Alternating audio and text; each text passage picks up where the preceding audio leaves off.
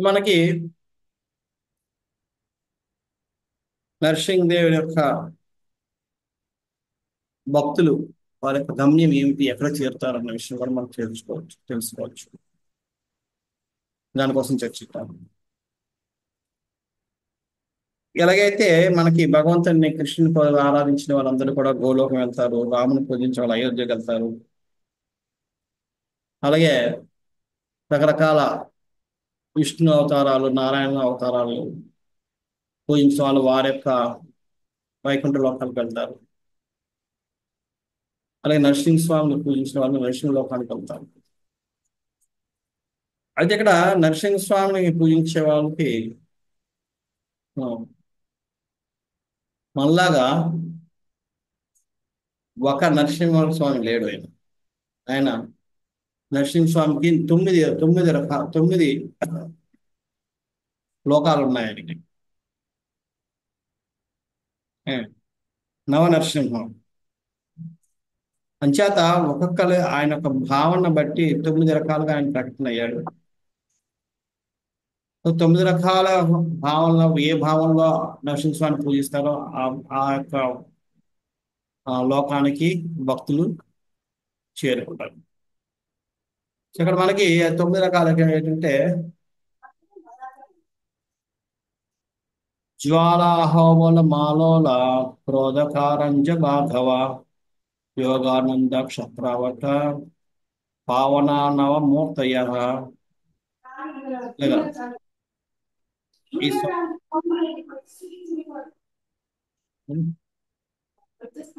ఇక్కడ 9 నరసింహ పేర్లు ఏంటంటే జ్వాల అహోబిల మాలోల, జ్వాల అహోబల మాలోల క్రోధ కారంజ భార్గవ యోగానంద క్షత్రవత పావన నవ మూర్తయ. జ్వాల అహోబిల మాలోల మూడు, జ్వాల అహోబిల మాలోల. తర్వాత క్రోడ కారంజ భార్గవ, క్రోడ నరసింహ, కారంజ నరసింహ, భార్గవ నరసింహ. తర్వాత యోగానంద చత్రవట పావన, యోగానంద నరసింహదేవ్, చత్రవట నరసింహదేవ్, అలాగే పావన నరసింహదేవ్. ఇలాగా ఈ 9 రూపాయల్లో నరసింహస్వామి ప్రకటన అయ్యాడు. ఈ 9 కూడా ఆయన యొక్క భావనను బట్టి మనం ఎవరు ఏ భావనలో పూజిస్తారో ఆ యొక్క గ్రహాన్ని మనకి చే- ఏ, మనం ఆ లోకానికి వెళ్తాం. ఇక్కడ అన్నిటికంటే ఆ, అహోబిల నరసింహ అన్నది చాలా ఉగ్ర రూపం అని చెప్తారు. జ్వాలా నరసింహ, జ్వాలా నరసింహ కూడా ఉగ్ర రూపం అయినప్పటికీ జ్వాలా నరసింహ కంటే అహోబిల నరసింహ ఇంకా ఉగ్ర రూపంలో ఉంటారని చెప్తారు. ఏ, జ్వాలా నరసింహ అన్నది భగవంతుడు బయటకు వచ్చాడు, వచ్చి కోపంతో ఆయన సంహరిస్తున్న టైంలో వచ్చింది జ్వాలా నరసింహ. జ్వాలలాగా తన క్రోధంతో ఆయన జ్వాలలాగా వెలిగిపోతున్నాడు. కానీ దానికి ముందు ఉండేది అహోబిల నరసింహం. అహోబిల నరసింహ చెప్తారు, అహోబిల నరసింహ ఎప్పుడంటే అది ఉగ్ర రూపం. హిరణ్యకృష్ణుని చంపిన తర్వాత కూడా ఉగ్ర రూపం తగ్గలేదండి.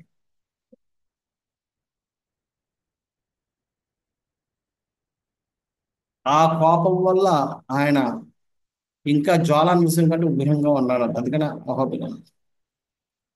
అది ఎలాగంటే అందుకనే ఆ అహోబిల నరసింహుని దేవతలందరూ ఎంతో ఆ ఆనందంగా, ఎంతో అద్భుతం అంటే అద్భుతంగా ఆశ్చర్యపడుతూ ఆయన పొగుడుతూ ఉంటారు. ఏమంటే అహో వీర్యం, అహో శౌర్యం, అహో ప్ర అహో బహుపరాక్రమ, నరసింహం పరం దైవం అహోబిలం అహోబలం అని చెప్పి.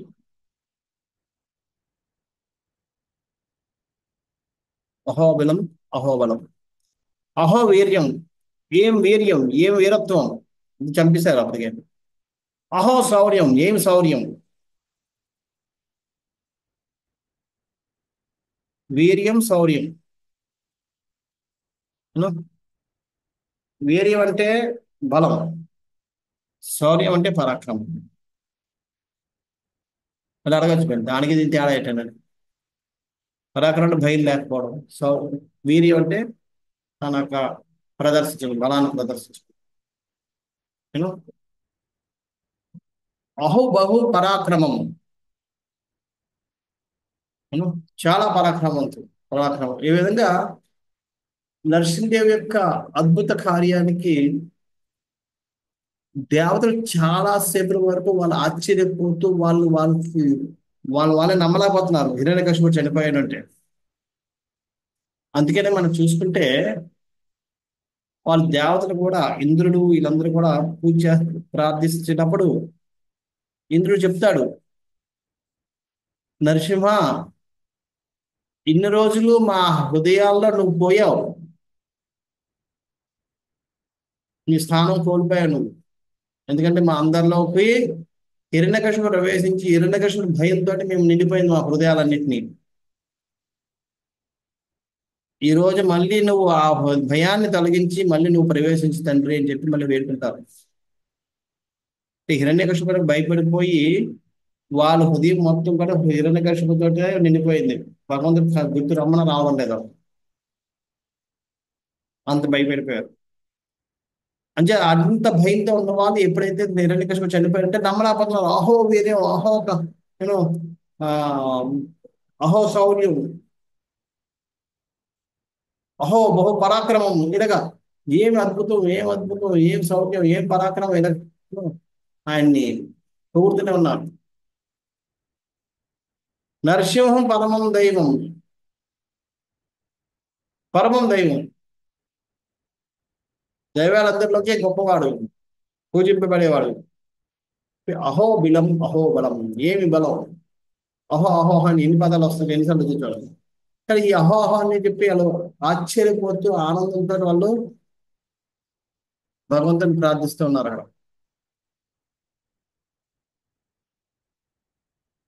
సో అక్కడ ఆయన అహో బిలం అహో బలం అని చెప్పి చెప్తారు. ఆ బిలం అంటే గుహ అని అర్థం, బలం అంటే బలం. సో కొంతమంది అంటారు అహోబలం అహోబలం అని, ఆ బలం బలం బలం బిలం అయిపోయింది అంటారు. కొంతమంది ఏమో నిజంగా బిలంలో ఆయన అవతరించారు కాబట్టి బిలం అనే చెప్తారు. అక్కడ కొన్ని మనకి కొన్ని చెప్పుకోవచ్చు. యాక్చువల్గా నరసింహదేవుణ్ణి చంపేయడం, దాని తర్వాత ఆయన పాపంతో అటు ఇటు తిరుగుతూ ఈ గుహలోకి వెళ్ళిపోతాడు. వెళ్ళిపోయి గుహలో కూర్చుని పోతాడు. అక్కడ చెంచు లక్ష్మి ఉంటుంది. ఎందుకంటే అక్కడ పక్కనే గుహలోనే పక్కన చెంచు లక్ష్మి అమ్మవారు ఉంటారు. ఆ చెంచు లక్ష్మి అమ్మవారు అక్కడ ఉండడం వల్ల ఆయన కొద్దిగా శాంతం, శాంతం అంటే అక్కడ పాపం ఉన్నా సరే గుహను వదలకుండా అక్కడ ఉండిపోతాడు లోపల. కానీ ఆయన యొక్క క్రోధానికి బయటికి అగ్ని వచ్చి అక్కడ పచ్చిగడ్డి వేసినా సరే భగవాన్ మండిపోయి భస్మం అయిపోతుంది. అంత అగ్ని బయటకు వస్తుంది, ఆ వేడి గట్రా అన్ని బయటకు వస్తుంది నరసింహదేవి యొక్క కోపానికి. మొత్తం చుట్టుపక్కల అంతా కూడా ఆ వేడికి, అగ్ని ఆ వేడికి అక్కడ ఉన్న గడ్డి అంతా ఎండిపోయింది, నీళ్ళన్నీ ఇంకిపోయాయట వేడికి. సో ఈ విధంగా ఉండడంతో అక్కడ ఉన్న ఋషులందరూ కూడా ఆ జగాన్ని వదిలేసి వెళ్ళిపోయారు. ఆ విధంగా ఆ స్వామి ఆ గుహ లోపలే ఉండిపోయాడు.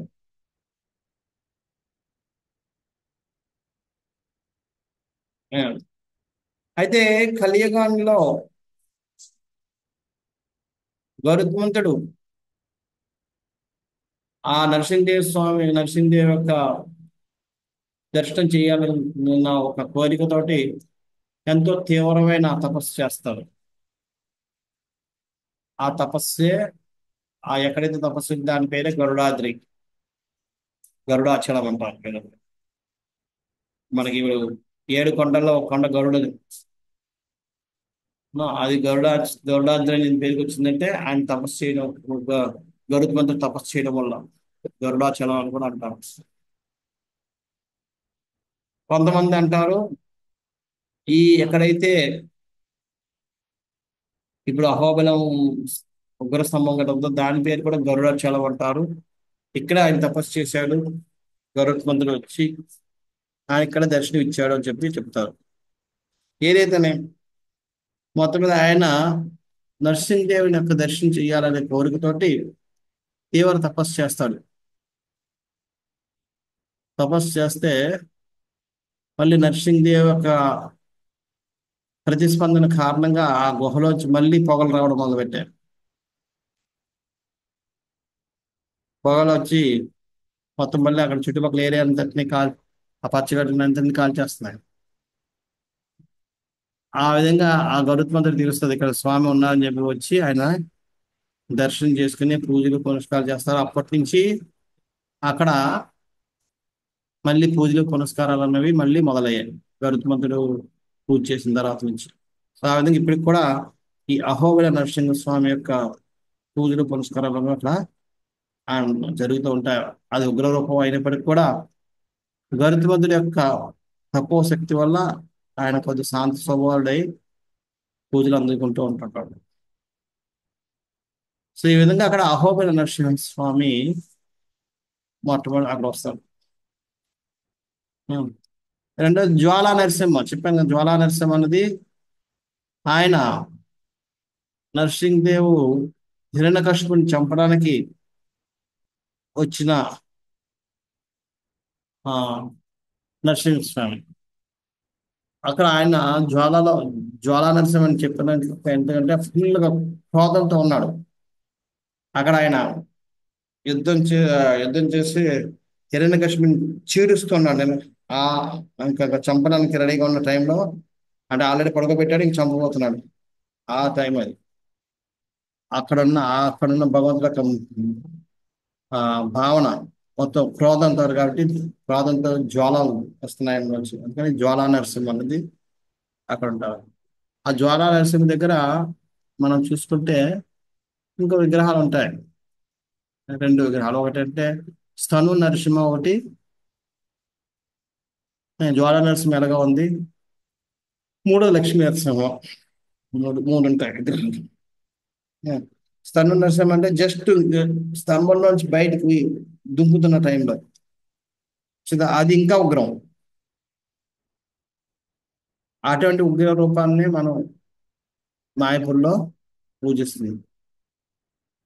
అటువంటి ఆ విగ్రహంలో అటువంటి రూపంలో అటువంటి కోపంతో భగవంతుని మనం పూజించడం అనేది చాలా అరుదు, చాలా తక్కువ. ఎందుకంటే ఎవరు పూజించరు, ఉగ్ర రూపాన్ని పూజించడం చాలా కష్టం. కానీ ఒక మాయాపూర్లో మాత్రమే ఆ ఒక్క విగ్రహానికి ఏ, పూజలు అనేవి జరుగుతున్నాయి.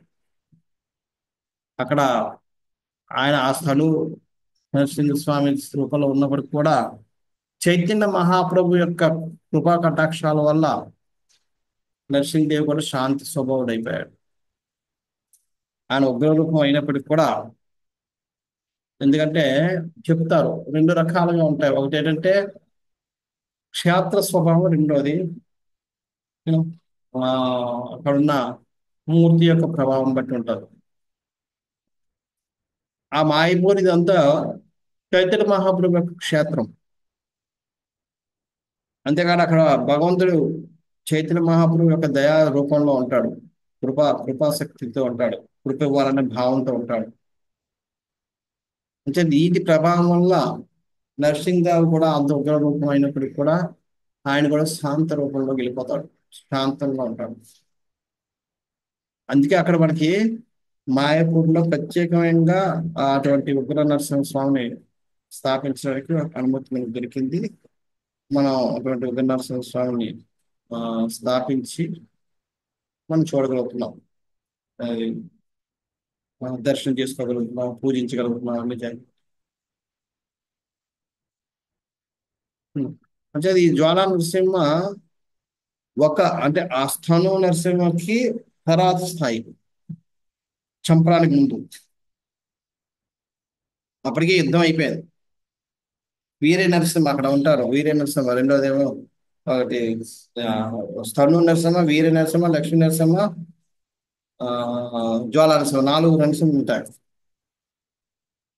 వీర నరసింహ అంటే ఏంటంటే హిరణ్యకశిపుతో యుద్ధం చేస్తుంటారు ఇలా పట్టుకుని.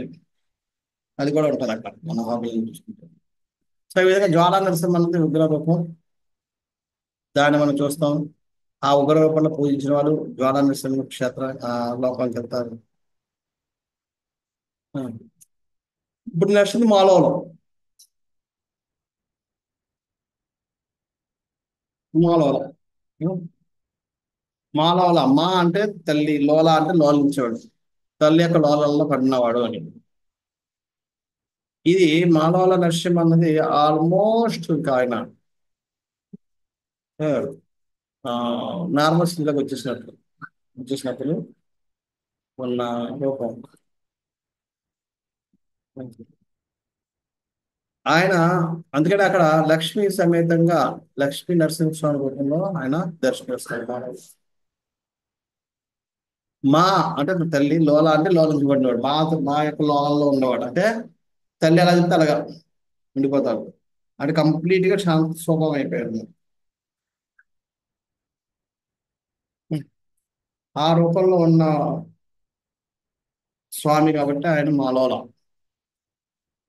ఎవరైతే లక్ష్మీదేవితో పాటు లక్ష్మీదేవి సమేతంగా శాంత రూపాన్ని పూజిస్తారో వాళ్ళందరూ ఈ మాలోల లోకానికి వెళ్తారు. చెప్తారు మాలోల నరసింహస్వామి ఏ, అక్కడ జియర్ స్వామికి కళ్ళ స్వప్నంలో కనబడి ఏ, అక్కడ మతాన్ని స్థాపించమని చెప్తారు. ఆయన యొక్క కోరిక వెళ్తే హాబీల మఠం ఉన్నది స్థాపన జరిగింది. సో శటగోప అను ఆయన పేరు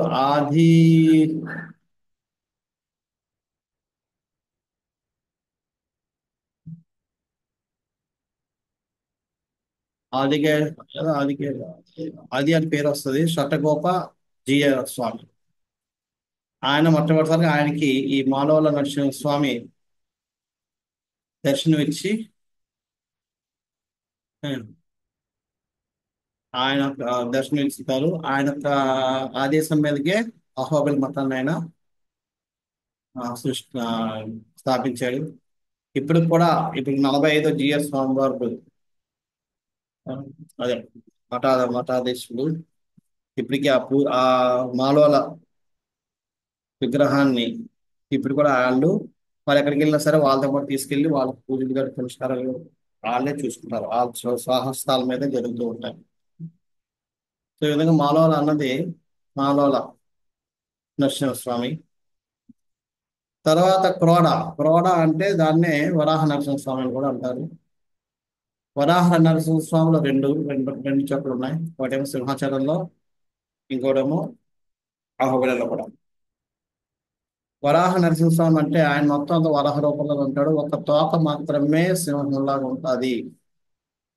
కొంచెం దాని తోకను బట్టి ఆయన వరాహస్వామి అన్నది ఆ, అర్థం అవుతుంది.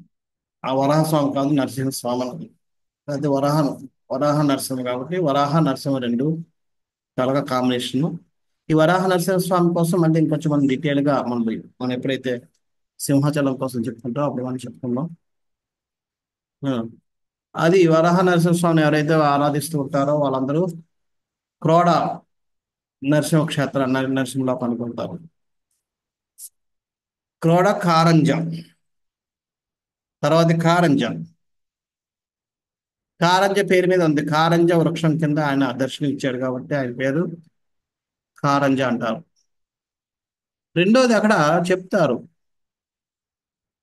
ఆ నరసింహస్వామి ధనుషు పట్టుకుని ప్రకటన అవుతారు.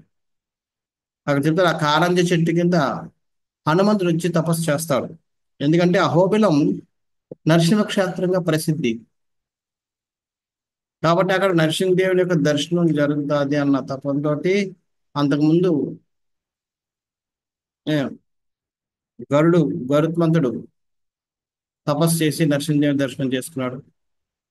అది విని హనుమంతుడు కూడా వచ్చి తపస్సు చేస్తాడు నరసింహదేవుని మనం నేను దర్శించుకోవాలని చెప్పి. అయితే నరసింహదేవ్ తెలుసు హనుమంతుడికి తను వేరే రూపంలో ఏ రూపంలో దర్శనం ఇచ్చినా ఆయన అంత ఆనందపడతాడు. కేవలం రాముడి రూపంలో అయితేనే ఆనందపడతాడు. అందుకని ఆయన రాముడి రూపంలో ధనుష్ని ధరించి మరి అవతరిస్తాడు. చేత కారంజ నరసింహస్వామి ఆ చెట్టు కారంజ చెట్టు కింద హనుమంతుడు తపస్సు చేస్తున్నప్పుడు హనుమంతుడికి దర్శనం ఇచ్చాడు కాబట్టి కారంజ నరసింహ అయింది. కానీ కారంజ నరసింహస్వామి ధనుష్తో పాటు ప్రకటన అవుతాడు. రాముడు కాబట్టి రాముడిగా ధనుషు ఆ, ప్రధాన ఆయుధంగా ఉంటది. అదే ఆయన ఒక గుర్తింపు కాబట్టి నరసింహదేవికి కూడా ధనుస్సు పట్టుకుని ధనుష్తో పాటు ఆయన ప్రకటన అవుతాడు కారంజ చెట్టు కింద. అది కారంజ నరసింహ. క్రోడ కారంజ నెక్స్ట్ ఇది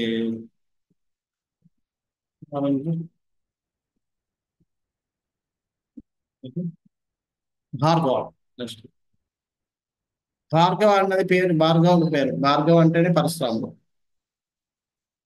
ఇక్కడ చెప్తారు పరశురాముడు క్షత్రియ వంశాన్ని మొత్తాన్ని వంశస్థులందరినీ నాశనం చేయాలని అనుకుని సంకల్పం చేయడానికి చేసినప్పుడు ఆయన మొదటిసారిగా ఇక్కడికి వచ్చి నరసింహదేవుని పూజించి నరసింహదేవి యొక్క ఆశీస్సులు పొందడానికి ఇక్కడికి వస్తాడు చెప్తారు అహోబిలానికి. అంచేది ఇక్కడికి వచ్చి ఆయన పూజించాడు. భార్గవ పుష్కరిణి అనే తీర్థం అని ఒకటి ఉంది. అక్కడ ఆయన రోజు స్నానం చేసి ఆ, అక్కడ అక్కడ నరసింహదేవుని ప్రార్థించేవాడు. ఆయన దర్శనం ఇవ్వడానికి నరసింహదేవ్ అక్కడ భార్గవ దర్శన రూపంలో ఆ, ఆయన అవతరించాడు. భార్గవ కోసం అంటే భార్గవుడు అంటే పరశురాముల కోసం అవతరించాడు కాబట్టి ఆయన పేరు భార్గవ నరసింహ అని పేరు వచ్చింది. ఆ, అది ఎంతో ఆ, చాలా ఉన్న విగ్రహాలన్నింటిలోకి మాలల తర్వాత అతి ఎక్కువగా పూజింపబడే విగ్రహం భార్గవ నరసింహ. సో ఈ విధంగా భార్గవ నరసింహస్వామిని కూడా అక్కడ పూజిస్తారు. తర్వాత యోగానంద నరసింహ. యోగానంద నరసింహ ఇంతకు ముందు కూడా చెప్పుకున్నాం మేము. రామానుజాచార్యుల వారు మేలుకొట్టేలో నరసింహదేవుని పూజించారు. ఆ స్వామి కూడా యోగానంద పూజలో ఉంటాడు. యోగానంద పోచర్లో స్థితిలో కూర్చుని ఉంటాడు. అది ఏంటంటే ఇలాగా మఠం వేసుకుని కూర్చుంటూ ఈ మోకాల చుట్టూ యోగ పట్ట అంటే ఒక పట్టి లాంటిది బంధి కట్టబడి ఉంటుంది. సో ఆ విధంగా ఎందుకంటే ఆ యోగాసనాలు ప్రహ్లాదుడికి నరసింహదేవ్ అక్కడ నేర్పుతాడట. అందుకని ఆయన పేరు యోగానంద వచ్చి. హిరణ్యకశిపుని చంపిన తర్వాత నరసింహదేవు ప్రహ్లాదుడికి యోగాభ్యాసం అంటే యోగం చేయడం, ధ్యానం చేయడం, యోగాసనం అందులో ఆ, అష్టాంగ యోగంలో భాగంగా యోగాసనం కూడా నేర్పారు. ఆ యోగాసనం నేర్పినప్పుడు ఉన్న పొజిషన్ యోగానంద రక్షిస్తారు. సో ఆ విధంగా యోగానందం. ఛత్రవట. ఛత్రవట అంటే ఛత్ర అంటే గొడుగు, వట అంటే వటవృక్షం. ఒక వటవృక్షం చాలా పెద్ద వటవృక్షం ఒక గొడుగులాగా ఉంటే ఆ దాని కింద అవతరించాడు కాబట్టి ఆయన పేరు ఛత్రవటం అని అంటారు. ఆ. ఇక్కడ ఒక స్పెషాలిటీ ఉంటుంది విగ్రహం. అప్పటికే మాలోల దగ్గరికి వచ్చేటప్పటికే ఆయన శాంతరూపం అయిపోయాడు. అందుకని మాలోల. దాని తర్వాత ప్రహ్లాదుని దగ్గర ప్రహ్లాదుని దగ్గర తీసుకుని యోగా అన్ని నేర్పడం అని జరుపుతాడు. అలాగే ఇక్కడికి వచ్చేటప్పటికి ఇంక శాంతంగా కూర్చుని అటు ఇటు చూస్తున్నాడు, ఏం చేయాలో అర్థం అవడం లేదు. ఆ టైంలో ఇద్దరు గంధర్వులు ఆహా ఓహో అని చెప్పి వాళ్ళిద్దరు ఆ, పయనించి వెళ్తున్నారట. పెద్దోడు కరెక్ట్ గా ఇక్కడికి వచ్చేటప్పటికి వారి యొక్క ఆ విమానం పుష్పవిమానం ఆగిపోద్ది. విమానం పుష్పవిమానం ఏదైతే అది కదలదు. కిందకి వచ్చి చూసేటప్పటికి ఏదో వటవృక్షం లాగా ఉంది, దాని కింద ఏదో ఆ, ఎంతో ప్రకాశం వస్తుందంటే వాళ్ళు అనుకుంటారు మన ఇది ఎందుకు ఆగిపోయిందో మనం ఆ స్వామిని ఎవరైనా ప్రార్థించొద్దాం అని చెప్పి కింద దిగేటప్పటికి అక్కడ నరసింహస్వామి తేజవంతంగా వెలిగిపోతున్నాడు. చూసి వీళ్ళిద్దరికి భయం వేస్తుంది. అదే నరసింహస్వామి ఆపేశారు మా ప్లేన్ ని, ఆయన్ని మనం వేడుకోవాలి, క్షమాపణ వేడుకోవాలి, మనం ఏం తప్పు చేస్తాం, ఇప్పుడు ఆయన కోపం పడితే గురువు రూపంలో ఉన్నాడు, భస్మం చేస్తుందని చెప్పి ఇద్దరు వెళ్ళి నరసింహస్వామి యొక్క కాళ్ళ మీద పడతారు. తర్వాత నరసింహస్వామి చెప్తాడు, ఓ లేకలాగలాగా నేను మీకోసం చూస్తున్నాను, నా కోసం మీరు చక్కగా ఒక గానం ఒక సంగీత పాటను పాడి నన్ను ప్రసన్న చేసి మీరు వెళ్ళండి అని చెప్తారు. అప్పుడు వాళ్ళిద్దరూ ఆ పాడడం మొదలు పెడతారు. దానికి అనుగుణంగా ఈయన తాళాలు వేస్తూ ఉంటాడు. ఇలాగ మనకి కొంతమంది చూసారా, సంగీతం ఆడేటప్పుడు తోట మీద ఇలాగ తాళాలు వేస్తూ ఉంటారు. ఆ విధంగా ఛత్రావట్ నరసింహస్వామి తాళం వేస్తూ ఉంటాడు. సో వాళ్ళిద్దరూ మంచి మంచి పాటలు పాడి నరసింహదేవ్ భగవాన్ని ప్రసన్నం చేసుకుని పొద్దుమాల వెనక్కి వెళ్ళిపోతారు. అది ఛత్రావట నరసింహ. కన్నిటికంటే లాస్ట్ది ఉన్నది, ఆ, అది పేరు ఆ, పావన నరసింహ. పావన పేరులోనే ఉంది. రెండు పావనాన్ని దానికి రెండు రకాల పావన మన పేరులో ఉన్నట్టుగా పావన అంటే ఉద్ధరించేవాడు అని అర్థం. పతిత పావనుడు అంటాం. అంచేత ఆయన ఉద్ధరించే స్వామి కాబట్టి ఆయన పావన నరసింహ. ఒకటి అందరికంటే అతి నేను ఉదార స్వభావంలో ఉన్న స్వామి ఆయన. ఇంకొకట ఇంకొక ఉమ్, పేరు ఆయనకి ఎందుకు వచ్చిందంటే పావన నది తీరంలో వెలిశాడు కాబట్టి పావన నరసింహ అని కూడా అంటారు. అక్కడ ఒక ఆ పావన నరసింహ స్వామి పక్కనే కొండల మధ్యలో వచ్చి ఒక చిన్న నీటి పాయ పారుతూ ఉంటది. ఆ పాయ పేరు ఆయన పేరు నా పావన నది. అది పావన నది తీరంలో ఆయన వెలిశాడు కాబట్టి ఆయన పేరు పావన నరసింహ వచ్చిందని చెప్తారు. ఇంకోళ్ళు ఏం చెప్తారంటే పావన నరసింహని ఎందుకు పెట్టారంటే ఆయన అందరినీ ఉద్ధరిస్తూ ఉంటాడు కాబట్టి ఆయన పేరు పావన నరసింహ అని చెప్పారు. సో ఈ విధంగా ఈ పావన నరసింహ తొమ్మిదవది. ఈ విధంగా మనకి అందరికి చూసుకుంటే మనకి నవ నరసింహులు కూడా మనకి ఆ, ఈ- మన కోసం వెయిట్ చేస్తున్నారు. ఈ ఎవరైతే ఈ విగ్రహాలని ఆ రూపాల్లో మనం ఆరాధించామో వాళ్ళు ఆ విగ్రహం యొక్క రూపానికి ఉమ్, ఆ ఆ రూపం యొక్క ఆ లోకాలకి మనం వెళ్ళి అక్కడ వాళ్ళతో పాటు భగవంతుడితో పాటు అక్కడ మనం నివాసం ఏర్పరచుకుంటాం. సో ఈ విధంగా మనం నరసింహస్వామిని తొమ్మిది భావంతో పూజించిన వాళ్ళు ఈ తొమ్మిది ముఖాలకి వెళ్తారు. ఏంటివి? ఆ తొమ్మిదిలో జ్వాల, అహోబల, మాలోల, ప్రోఢ, కారంజ, భార్గవ, యోగానంద, ఆ, చత్రవట, పావన.